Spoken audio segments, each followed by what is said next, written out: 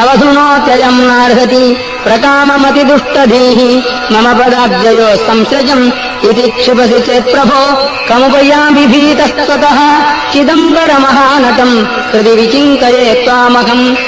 जनाः कतिकतित्रिगो सकलवेदसारात्मकम् पुरातनजनकृते सुकृतवंशयैस्त्वाम् किल समर्थ्यकृतिनो न किम् दुरितकृत्कथम् त्वामहम् चिदम्बरमहानटम् हृदि विचिन्तये त्वामहम् पतञ्जलितपःफलम् मुनिजनोघजीवातुकम् प्रपन्नजनकल्पकम् विधिहृदब्जसंवासिनम् सुपूजितमहर्निशम् श्रुतिपथैकनिष्ठैर्द्विजैः चिदम्बरमहानटम् हृदि विचिन्तये त्वामकम् डमरुकमृगरोजेष्केशरोजिष्णुपाणिः दरहसितविरजन् मञ्जुलास्याम्बुजश्रीः दयाकर सभापते तव तु बिल्वपत्रादिभिः